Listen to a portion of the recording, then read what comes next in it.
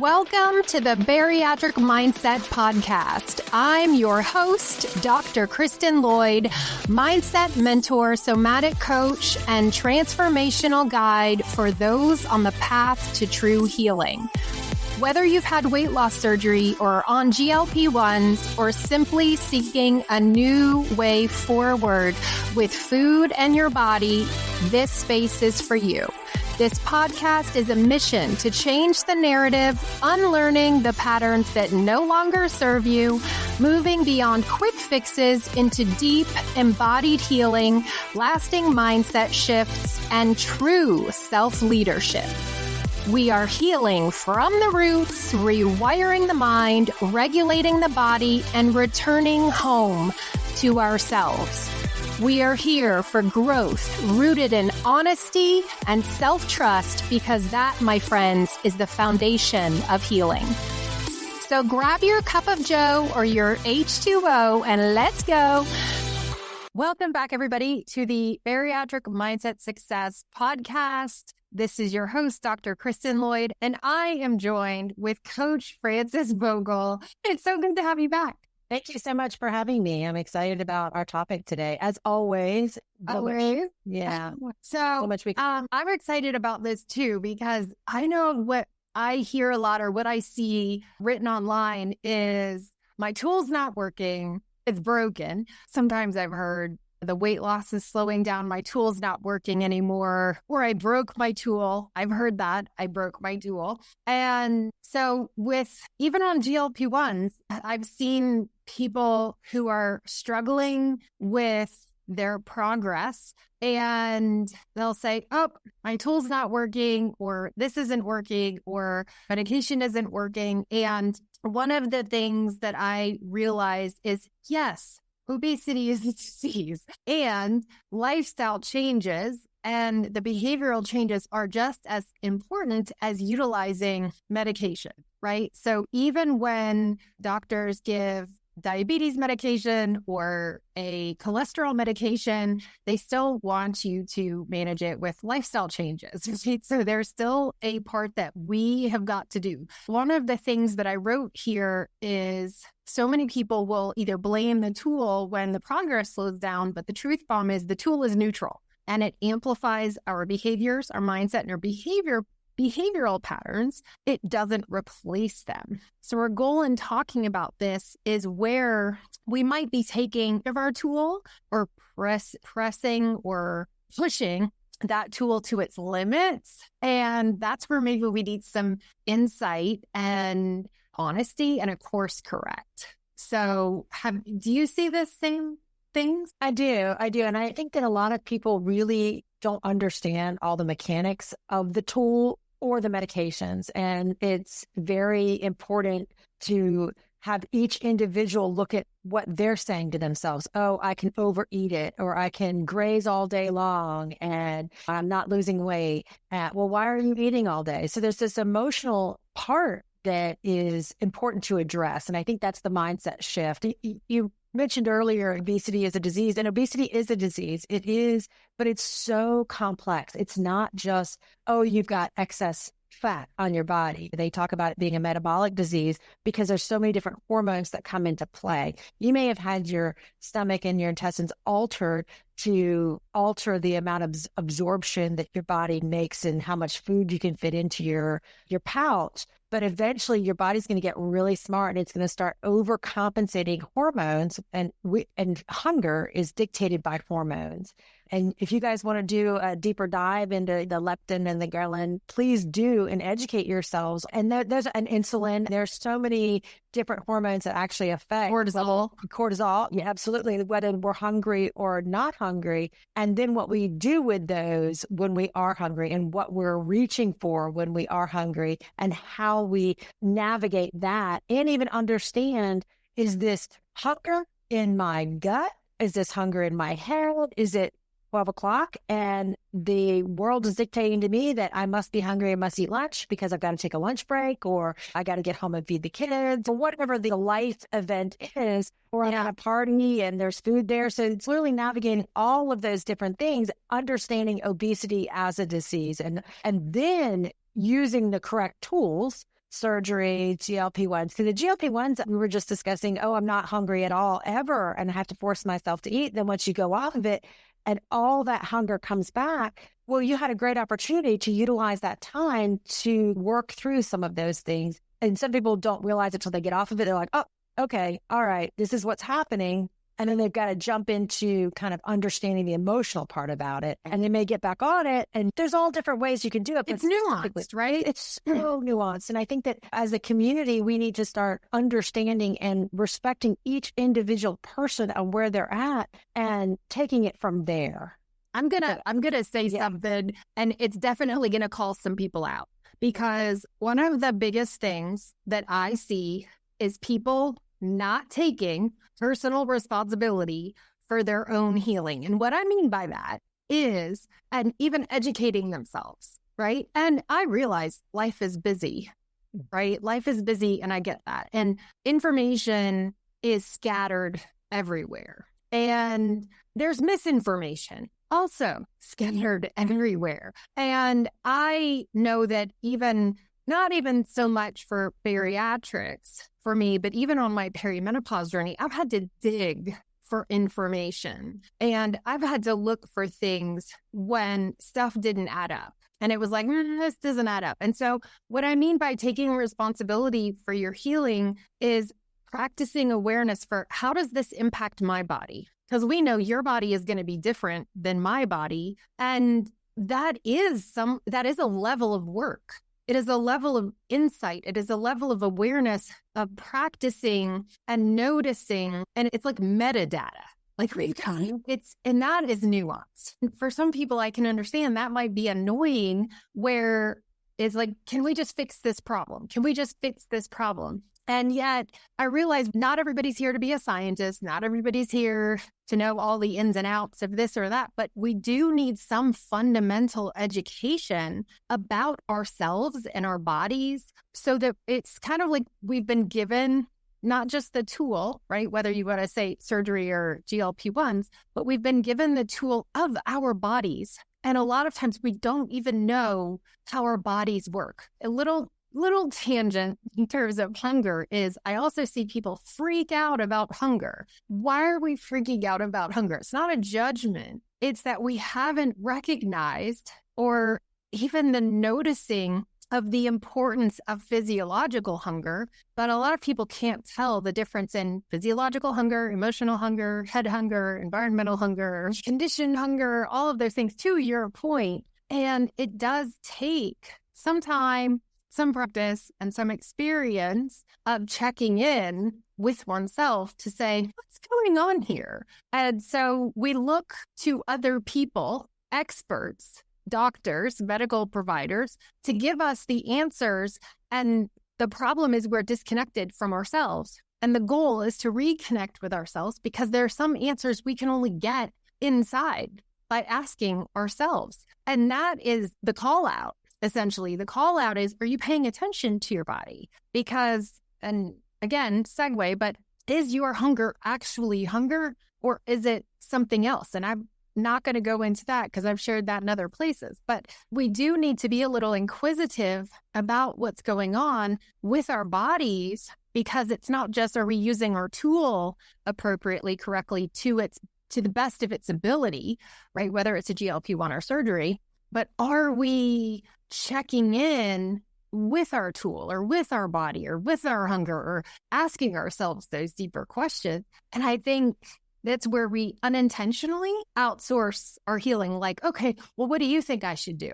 And that goes into the whole diet industry, right? Because there's an issue, right? We have a problem, and we're trying to fix the problem. So we're looking to the experts, and the experts are not agreeing. And they're throwing 1,000 different things our way. And so we get oversaturated, we get overwhelmed, and then we don't know what we're doing. And we don't know what's exactly right. And then we're ping-ponging from diet to diet. And we've done multiple episodes on diet mentality, and we've done multiple episodes on cravings, food cravings, et cetera, et cetera.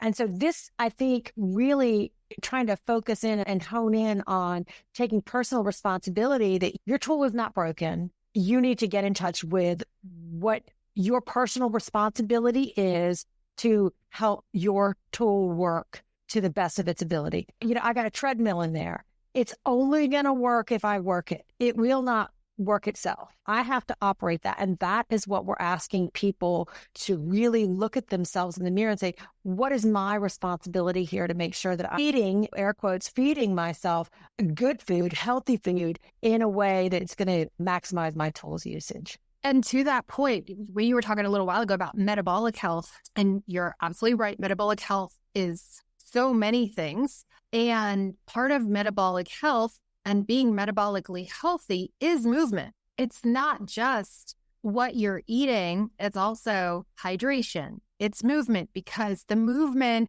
then pretty much sends off those receptors, sends signals to the brain. And that is what creates different neurochemicals. And if we're ingesting higher fiber, for example, that can influence gut bacteria, increase the production of serotonin, for example. Like, it's this whole system. So it's not just what you're eating, it's how you're moving, it's what you're drinking, it's your mood. So what we also know, there's a lot of research out there that IBS is highly influenced by the stress response. Highly influenced. Is there potentially some genetic component? Yes. But there's also the stress response. So we need stress education, what we call trauma education, air quotes, because the trauma response is from a chronic stress response. So when we're utilizing somatic tools, checking in with our body, interoception, doing breath work,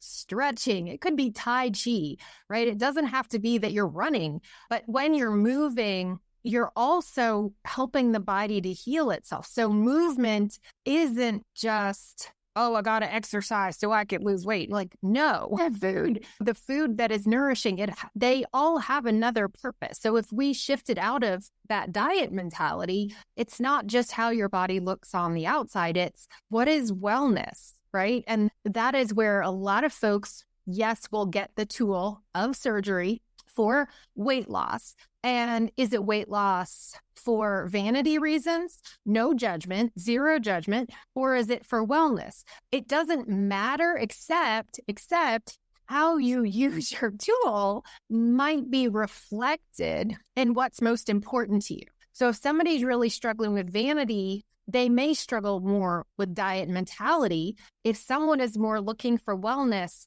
there's that ingrained almost ideology of, I want to be healthier. And in order to be healthier and to claim that identity, these are the healthy steps that I want to take. Folks, this is not all or nothing. There could be some in each category. However, I would say it's more so that the folks who are focused on wellness are more likely to take the steps. The folks who struggle with vanity may be really struggling with taking those steps because there's a lot more shame, blame, and guilt, and all or nothing thinking and cognitive distortions and things like that. And so just to label that first talking point of like mistaking the tool for transformation is the number one mishap. The tool is the opportunity. It gives you an opportunity for transformation, but having the tool alone does not equal transformation. And we also have to look at, what's your focus? Is it wellness? Or is it, I want my body to look a certain way? You can want your body to look a certain way. But is that also potentially limiting you because you're fighting with food or fighting with your body or fighting with exercise or your unwillingness to do what you may need to do in order to see the results that you want to see? And I think that as you walk through this journey, that may transition for some people from, I wanted to be thin because that's what society, or that's what my mother, or that's what so-and-so wanted, or I thought I wanted, right? And then as you got on this journey, it became more about, wow, I want to be healthy. And I know for me, the work that I did prior to weight loss got me to the space where I didn't want to be thin because it's what society dictated for me. Right. It was, I wanted to lose weight to become healthier and live a healthier lifestyle. I walked into weight loss surgery with one really bad knee, and my mobility was very limited because I was 250 plus pounds, and I needed to shift that weight so that I could be active. I knew I always wanted to be active. I was always active, and I wanted to stay active. So it's really just, it can shift, but the work has to be done at some point. If you guys are coming to this podcast and you have not worked on some of these demons, take a pause, either grab Kristen's book, talk with a therapist, get on one of her master classes, start doing some of that deeper work, because that is where you're going to shift your thinking about the weight loss journey and how your personal is no longer necessarily about what you look like. It's about how you feel. And if you are in your head constantly beating yourself up because you are in that, that negative loop of shame, blame, and all of those things, then you're not going to be able to be in a space of, okay, this is the reality. My body is exactly how it is. Those people who listen to this call don't have any idea what I look like necessarily. I'm 6 foot tall. I am a large woman. I have always had extra weight on me, and I'm not a small little petite girl. And I know, Kristen, you and I share that similar stature. I'm not going to be 5'4", 100 pounds. I will never be that girl, but I have learned to grow into the woman that I am and carry the space that I do take up, because I do take up more space than the average woman because of my height, because I am tall, because of my weight. So coming to reality and coming to terms with understanding that, I think, is really vital along this process. Your tool's broken, or it's not working for you, or what are you doing wrong? All of those things. It is an inside job first, and going into your head and your heart and finding out what is your motivation? What motivates you? And so many people, I think that they're motivated by health and wellness, and then they have the surgery and think that it's a fix-all, and it's not. It's a opportunity for growth, but it's not a fix-all. And there's the one in gazillion that have the surgery and never look back and do everything, and it works perfectly, and the birds are singing, and life is hunky-dory. That's not the grand majority, though. Yeah. I don't know. I know that one. I don't know anybody like that. Yeah, no. That's not listening to this podcast. Yeah, because they're all living some grandiose life, but it doesn't exist. And it's kind of like, all my problems would be solved if I just win the lottery, or, all my problems would be solved if I was just thin, or that just isn't magical thinking. That's just not really. It really is. And the reality of it is, life is work. We work at all aspects of our life. We work at our relationships. We work at our parenting, whether we are a parent or we stand in that space for other people. We work at relationships with friends. It is work. It is constantly work. We work as a job. We go in, we make money, we do for the community or whatever. We have to look at ourselves the exact same way. We are work, and it takes work, and it is hard at times. Sometimes it's easy. Sometimes you get a little bit of a break, and you can ride wave a little. Yeah. And then sometimes it's like, I'm up a few pounds and I'm uncomfortable because I'm up a few pounds, or I'm up a few pounds and I'm okay with where I'm at because I know that my body is shifting. As we get older, as women especially, and I shared this, I don't know if it was on a coaching call or if it was in one of the podcasts, but coming from the diet mentality space that I came from, the binge, the purge, the whole disordered eating, I have come into this menopausal life so afraid or having that fear of gaining weight. And what I realized through this journey is I've worked on a lot of that, but it's creeps in the back of my head, right? That if I did not have that terror, those years of yo-yo dieting and every pound is just torture, I don't know that it would be so difficult walking through menopause and the few pounds you gain. Women that have not struggled with weight all their lives, if they gain up 4, 5, 6, 8 pounds through menopause, it's not tragedy for them because they don't have the terrible, sick thinking about diet mentality. They're like, okay, I've fluffed around the middle a little bit. Let me go get my hormones checked, or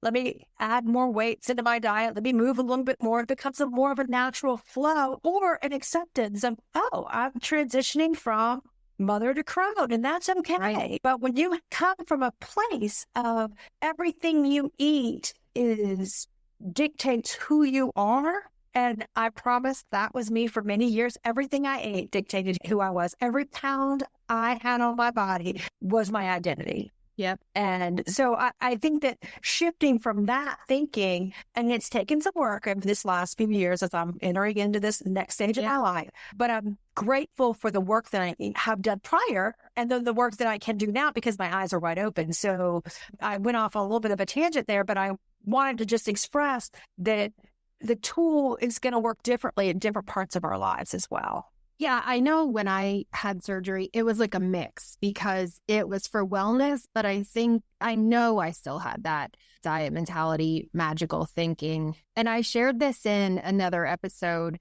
What I think was a gift was how terrified I was of my pouch and breaking it and messing it up. And I never thought of being scared or terrified as being a gift, but what it really did was it was an awakening of you've got to get serious. You've got to get serious about your choices. And that's why I say it was an awakening, because I had to wake myself up from, honestly, the bullshit that I was telling myself. You're either getting your shit together, Kristen, or we're going backwards. Which is it? What do you want? And I wasn't doing anything wild or crazy. It was those little, let me see if I can, and it wasn't about stretching the pouch. It was stretching my choices. It was like, can I have a little, or what if I have this? And that is exactly where I see people. It's not, I had ice cream and then I had cake. It's usually, I had a little bit of this and I tested the boundaries and I pushed it. And then I had a little bit of this. And then that's where we shift into dishonesty or, it's not that bad. Like the stories that we tell ourselves, it's not that bad. It's just this. It's just that. And then it's kind of like where prior to my surgery, I know I said this somewhere. I was like, I had 1,800 calories a day. I was counting in my fitness pal, but I wasn't counting the half a gallon of ice cream I used to have at night. Like that wasn't included in that count. So those are the things that when we realize, snap, I'm full on lying to myself. Like this is not a truth. This is a lie. And if we're not readily available to see that, like there are so many people who are steeped in shame. And then there's this expectation that either the tools creating the transformation or what's wrong with me? I will tell you what's wrong. You're not looking at your choices. You're not owning them and you're not respecting honesty. That's it. If you can respect the honesty and you can look at yourself and say, I have these desires, I need to work through them. That's where the healing is, right? Because the tools help you to create the physical change, right? But they don't create an automatic mental or emotional mastery. They give you the window of opportunity to rewire your habits, to make a different set of choices, to challenge the choices you're making, to challenge your truth, to challenge how honest you are with yourself. But you still have to do the rewiring. You still have to call out your patterns. And are we doing this? Is this what we're doing? Is this the choice we're making? And so we've got to shift, or folks got to shift from, this fixed me, or this is because the surgery is not doing the work. You're doing the work, right? The surgery or the GLP-1, it's a tool, right? But you still have to use the tool. So it's where we've got to shift that mindset away from, this is the thing that healed me or fixed me, to this supports me while I do the real work, while I conquer my inner demons, so to speak. So here's a great question, and then we'll move on, is how am I using this time of metabolic or appetite changes, right, to build emotional regulation, honesty, and self-trust? So I think that's a really great question for our audience. And then our second point here is this idea that we believe, or that some folks believe, that restriction equals discipline. Like I will have people say, my pouch stretched. We all know that there's a certain amount of stretch that happens that's natural, right? But the idea that the pouch or your surgery is restriction, is kind of the boundary, is a misnomer, because you're still in charge of what you're putting in it. So there's this idea that restriction, fear, or shame as a motivation is how we comply. So we essentially, the folks who say this, and this is where I want to create a mindset shift for people, is the folks who say this have literally given their power over to their tool. Instead of saying, this tool supports me, like what we talked about in that number one, this tool supports me, they give their power over. So they believe that the restriction, the pouch, equals discipline. And I know that there was this one surgeon a long time ago, I forgot what his name was, but he said, the surgery doesn't prevent bad behavior, it promotes good behavior. And I know I don't like that good and bad, but it's such a great quote because it's meant to support the changes and it gives us the time and space to create those changes. And it's up to us, to your point, that it's our part. Remember, right after surgery, I was the perfect post-surgical patient. I followed the rules to a T. I wanted this to work, right? So I gave my heart and my soul to the process. And I trusted my doctors. I trusted my dietitians. And when I got to the point where I had moved beyond what they could help me with, that is when I realized I needed extra additional mindset work.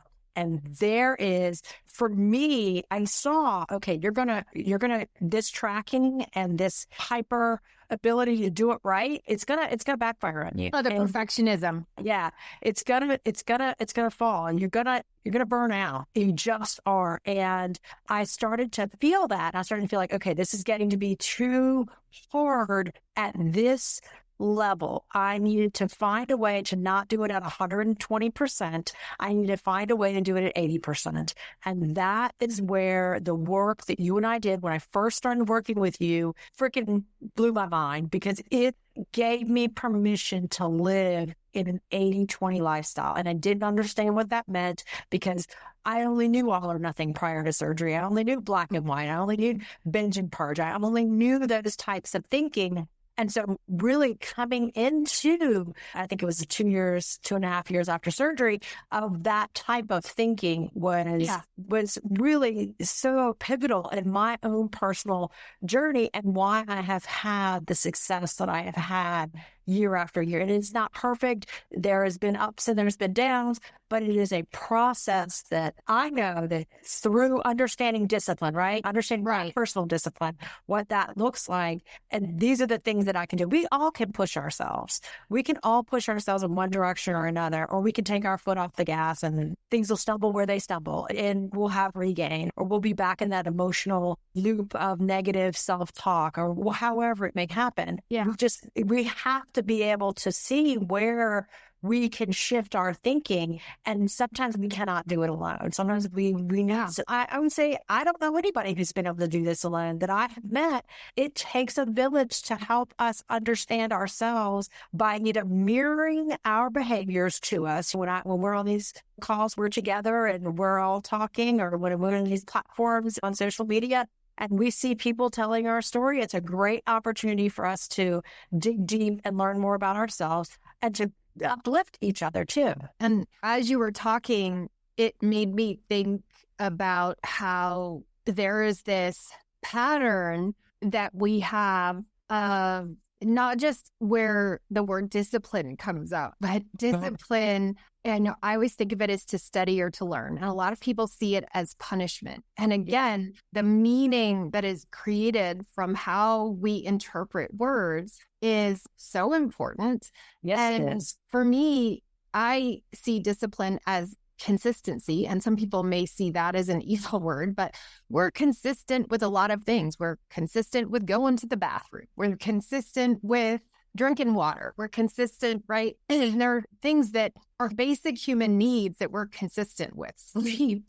And another thing that I think comes up in this process is when we're so busy in survival mode, right? We have this pattern, I think more so as women, I'm sure that men do it too. I think this comes up with the stress response, is that we ignore our safety cues or our survival cues. And we're in this high stress state, life, work, family, kids, right? People have busy lives. And they're white knuckling it through triggers, urges, or emotions, or when, oh, I shouldn't have this feeling, or I shouldn't be there's so much judgment around using food as comfort, or I shouldn't have this hunger, or I shouldn't have this. And we're ignoring essentially the nervous system. We're ignoring the stress state. We're ignoring what's showing up in our body. And for many of us, and I was there before I learned this, that I was very dissociated, very disconnected from my body. And I pushed all that down. I shoved it down. I shoved it into the corner, into the closet. I didn't want to have anything to do with it because it was uncomfortable. Oh, I can't even tell you how many people have said to me, I went and I had weight loss surgery. I went to lose weight. I didn't have the surgery to deal with my emotional shit. Well, friend, guess what? You got a 2-for-1 special. That's a good one. I've never heard that before, Kristen. I just made it up. That's the next book title, right? Reality check, my friend. You got you've gotta heal it, right? It's gonna come up, and it's the byproduct of this transformation is you're gonna have to heal your inner shit. Not sure that you were aware of that. That wasn't one of the prerequisites. That wasn't in the little form that they handed you, but that you got. And I think too that you cannot alter your body and expect there not to be a consequence. And to me, this is, if you think you were going in and you were putting medication into your body or having a surgery and expecting it to just, again, magical thinking. Because this is where the real work happens. And it's gonna happen the way that you think, deal with food. And I love that you're talking about this nervous system, because you cannot white knuckle yourself into fitness. It just doesn't exist. You've got to really come to terms with, why are you eating the way that you're eating, and being curious about that. You're going to reach for food for comfort along this journey. It's going to happen. And is that bad? Absolutely not. I remember being on a call with someone whose mother had just passed, and she was eating all the things. And I'm like, but she knew she was eating all the things, and she was aware she was eating all the things. And there was a conversation about eating all the things. And maybe at moments she wasn't even aware that she was doing it, but she then became more and more and more aware of it. That is the person who is walking through grief in a specific way. And once she started to realize, okay, this is what's happening. All right, let me take a step back from it. Let me look at it differently. She started to become more and more aware. Maybe the initial few days or week, I don't know exactly when it was I was talking to her, but she had already had some of the connections that, okay, I know that this was a grieving process. And if you have personal discipline prior to that event, it makes the life event, it's going to be what it's going to be. It's going to be traumatic. It's going to create all kinds of stresses in your nervous system and get super out of whack. It's then finding tools that you can use differently as you're going through the rest of the process. Maybe immediately it was you were in all the lows of whatever, but as you're stepping back from it, you can, okay, all right. And that, I think that people get caught in their really negative headspace about trauma like that. They think that, oh my gosh, I did that trauma wrong. Or I should have it figured out. Or there's very little compassion because they don't know how to practice compassion because they've never practiced it before. Yeah. Give yourself some grace. And I think that then you get into the negative headspace of, I shouldn't have done that. I shouldn't have been like that after this death, or did whatever it is. And whatever the traumatic event was, the shoulda, coulda, woulda, instead of just saying, okay, this is what happened, and here I am now, and now let me work through some of it. Well, and the other thing that I say a lot, I've said it a lot lately, is, and I probably need to say it more to myself with certain things, none of us have a time machine, right? None of us have a time machine. We can't go back. We can't fix what we said, what we did, what we ate last week or 2 weeks ago. We can only work from right now, this moment, and reliving those experiences, or shaming ourselves or blaming ourselves. Like, that decision is over. That decision is made. That action is done. The behavior is over. What can you do now? It's not about restricting. So when we think of making up for it, the making up is not deprivation. It is not restriction. The making up is learning. It's really deconstructing the situation. If you really want to learn from it and grow from it, it's, can I have compassion using that example, can I use compassion or have compassion for that person who was suffering? Can I have compassion for that woman who lost her mother? Can I have compassion that she was in the pits of hell?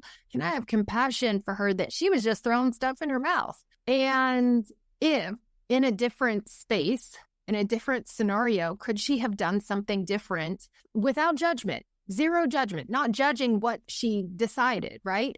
Could she have done something different? Could she have done better? And that's where our learning happens, is when we can evaluate, when we can reflect and evaluate past situations with open eyes and open mind, releasing judgment and criticism and just saying, wow, that must have been hard. And what's really mind-blowing is how much we give that grace and that compassion and that kindness to other people.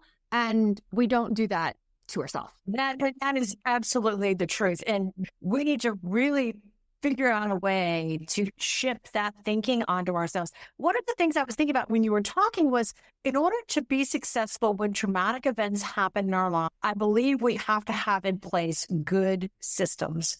And I mean that by saying having our own personal plans in place. What do we do on a daily basis to take care of ourselves? What do we do to make sure that in those environments, when we're traveling, that we have in place the habits that whether we miss a whole week, right? Because we're on vacation, or we come back, those habits are in place. It's not like a 1 week is going to change how we feel about everything. It's okay, we were gone for a week, we had a vacation, we did what we did, and now we're going to come back to our regular routine. It is, and that's the way I live my life most of the time. I feel like if I'm away from home, there's always going to be the things that happen that are off my schedule, outside of my control. But when I am at home, I have specific things. I mean, certainly I try to be flexible in my schedule to a certain extent, but not overly flexible. And I think when people get caught up in the people pleasing in their own day-to-day life on a regular basis because they're constantly worried about what other people want from them and they're not putting themselves first, this is where we have such dysregulation of our nervous system, and finding out, okay, is that actually what you're doing? Is that you're putting everybody else first and you're not giving yourself an opportunity to create your own schedule or system? And so there are two things that come up for me when you're talking. One is, at the risk of being ranty, I am the crisis skills. And you know this because I like to talk about crisis skills all the time. And I do. I call them crisis skills. And I call them crisis prep. I talk about resilience. I talk about the thing that we don't want to happen. And I don't think the general population, and I say this with love, but also some of y'all, I kind of want to shake you a little bit if I'm being fully real, because folks don't want to hear about crisis. And then they're in crisis. And then they're like, I'm in crisis. And I'm like, here are the crisis skills that we could have implemented. And so part of human behavior or patterns is to not deal with stuff until we have to. Right? I grew up in Miami, so I think some of this is ingrained in me because we were always doing hurricane prep. Even if there wasn't a hurricane, I feel like we were doing hurricane prep. So I feel like that was just like ingrained in me as a child as, okay, what's the next hurricane coming? So we would do, and I can remember, I have very vivid memories of certain times of my life where there were no lights, right? We didn't have lights on. We didn't have the electricity. It went out and we were waiting 4 or 5 days for the electricity to come back on, the storm. Nothing really terrible. But I think that also was part of why I'm so keen on crisis skills, because you never know when a crisis is coming, and being proactive is always so much better than reactive in these situations. And it's not just with food or fitness, it's just overall health. And so that idea of being ahead or having strategies, I will teach that stuff until I'm blue in the face. And it's up to each individual, because these are your choices, right? Each individual, every person has a choice. How am I getting prepared? Nobody wants chaos. How am I getting prepared for chaos? But nobody wants chaos. None of us want to invite it in. Agreed. But I sure as hell would rather be prepared then having to deal with all of that stuff on top of all of the emotions and the stress and all the other stuff that's involved in big life events, traumatic events, tragic events, right? When we're prepared, we're better at handling those things. And yes, we may have nervous system dysregulation, but if we know, here are my non-negotiables, here are the easy steps I'm going to take, this is what's on autopilot, we're better off. But it's also each individual has to make that decision to make it a priority at some point for themselves instead of, oh, I lost myself for 6 months. It's not about blaming. It's about recognizing I have an elderly mother. You have an elderly mother.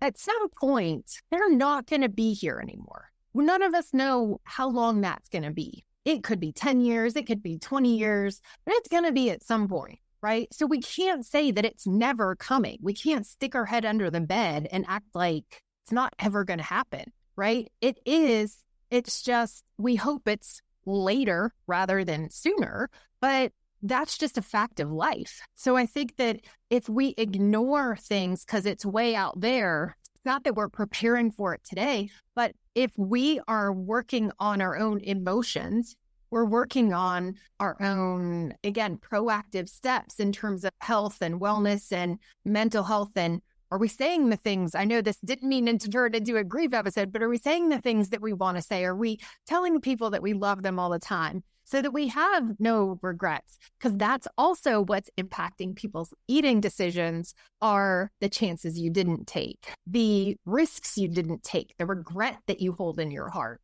And that's sometimes what that emotional eating is about. And none of us have a time machine. I think that you tap into a really important key point for people is we have to be prepared for the crises. Some people are really, really good at that, but they disassociate from the actual things that they need to be doing to take care of themselves during the crises.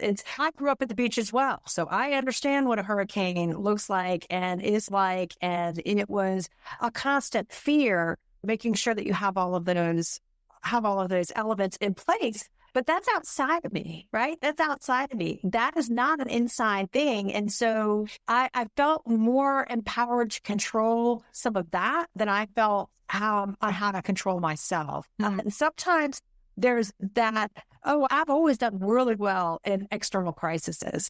It's when I sit down with myself and I'm alone with my own thinking and my own feelings, and that's when the negative self-talk would kick in. And that's when if I don't have a personal plan for my personal health, mental and physical health and wellness, then I'm going to quickly throw that on the way back burner. And that is, I think so many of us are not paying attention to that. If you don't have a well-established system for your personal self in place, that is going to be the first thing to go, because it is the first thing to go for people that do have a good system in place.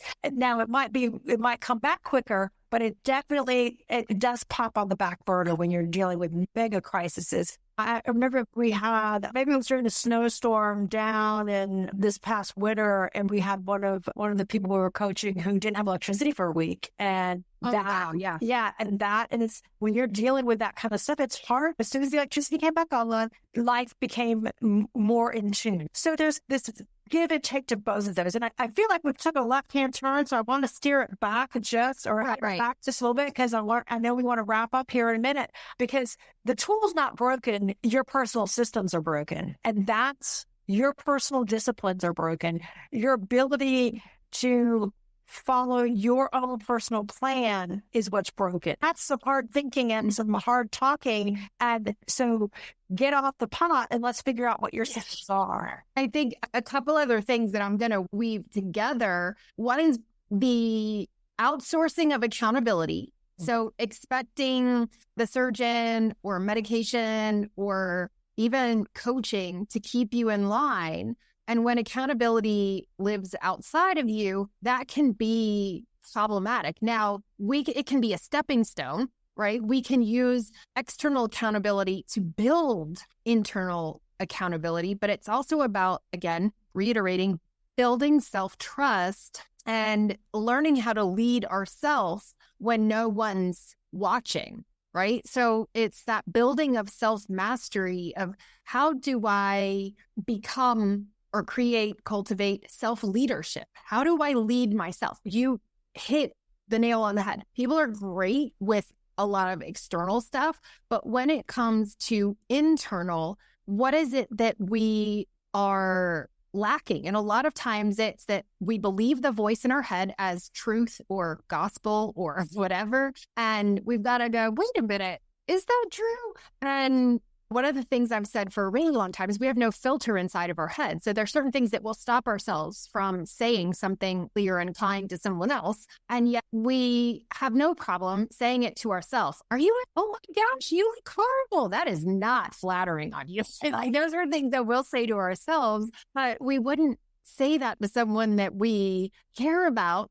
And we certainly wouldn't say things that are hurtful, but we say a lot of very hurtful and harmful things to ourselves. So that's another thing that needs to be in practice is shifting from this external accountability to internal accountability, and then comparing tools and timelines. Oh, this person lost 30 pounds in 30 days, and this person has already lost 100 pounds, and I'm not there yet. And that can get into diet mentality because we're comparing tools and timelines. Why is it that this person doesn't need a GLP-1, but I do? Why is it that this person, they're doing this and their body looks like this and mine doesn't? So your biology, your body, your trauma history, your metabolism are uniquely yours, and judging somebody else's progress, judging your progress by somebody else's success story isn't yours, right? So we've got to disconnect. Comparison, yes, we've heard the saying, is a thief of joy, but it kills clarity. And we've got to focus on our own consistency, our own process over outcome. This is not a competition. There is no finish line. And if somebody else gets to their goal, quote unquote, faster than you do, what happens?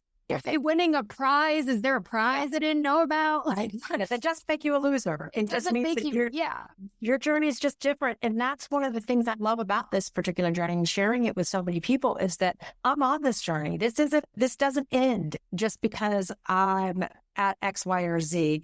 It is every day I wake up and I get to make the choice. Do I want to be healthy today? Do I want to reach for and work on my personal growth? And that's who I want to be every day. I want to work on that person that I'm becoming. And sometimes it's not working on the weight or whatever. Right. It's doing deeper digs into relationships with people. Sometimes it's having a little bit more compassion, or sometimes it's just sitting down and journaling about what I want to do differently and creating a plan for that. It could be looking at where we are encouraging too much suffering based on our thoughts or beliefs or patterns, and looking at, okay, am I creating this pattern of mental or emotional suffering? Am I judging myself? And the last point is emotional avoidance disguised as compliance, where we feel that following every rule is our way to avoid dealing with, let's say, difficulty or shame. But the problem is that hyper control, right, trying to control everything, is still creating dysregulation. It's still creating problems, because then what happens when we feel out of control is that we're not actually out of control. It's showing us that there are certain situations that aren't meant to be controlled, because it's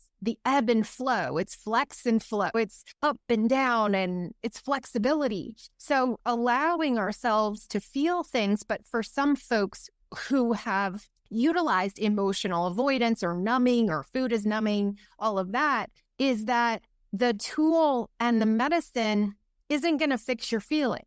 It's not going to fix your relationships. It's not going to fix all of these other things. And it certainly won't heal or remedy emotional eating, because healing isn't about compliance. It's about connection, not just with others, with yourself. And so I feel like that's the biggest ding, ding, ding, is the tool isn't broken. It's that we need to come to terms with how we're using food, how we're maybe abusing food or abusing our bodies by not getting adequate movement, or we're too far into a victim mentality. I'm going to call that out. Like, where are we stuck in a victim mentality because of things that have happened to us, instead of coming back to, okay, here's the shitty hand of cards that I've been dealt. And I know people like this, and there are different times of our lives where we may have been those people, right? Where we're like, these are the shitty cards that I've been dealt, right? So how do we deal with them? That's a very simplistic way of putting it. But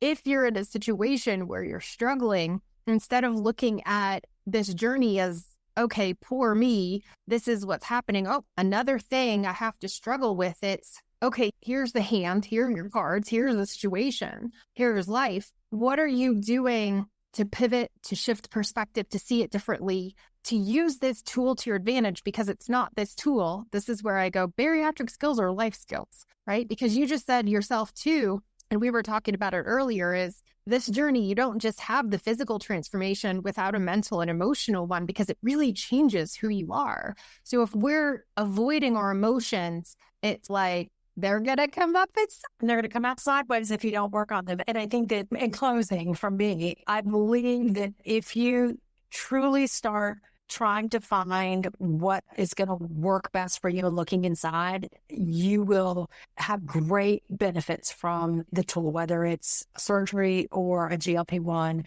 and being willing and able and flexible enough to change your mind as you go along, because your body's going to change as you go along. And so what worked for you right after surgery or the first 2, 3, 4 years may not work for you 8 years out. So being able to be flexible and understand that, and just continue to want to grow. Yeah, want to grow, show kindness and self-support, just like you would someone else who you care about. And so this stuff is about learning and integrating new skills and tools along with either your pouch or the GLP-1, integrate these skills and tools into your real life. And that is really important. So it's, are we using it to the full advantage? And there's that saying, you said it earlier, it works if you work it. Yep. And so a lot of times we haven't been taught how to work it.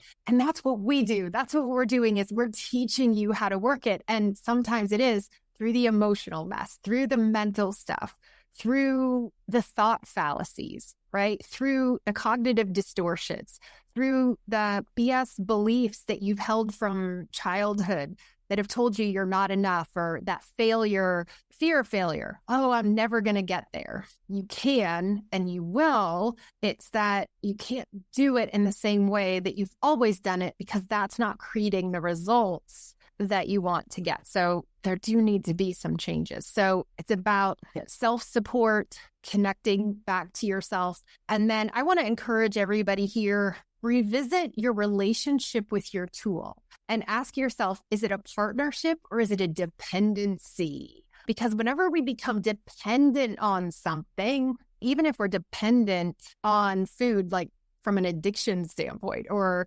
then are you embracing the power of the tool? Or are you relying on the tool to do the work? So is it a partnership for you, or is it a dependency? And then a great journaling prompt is, how have I been using or misusing my tool?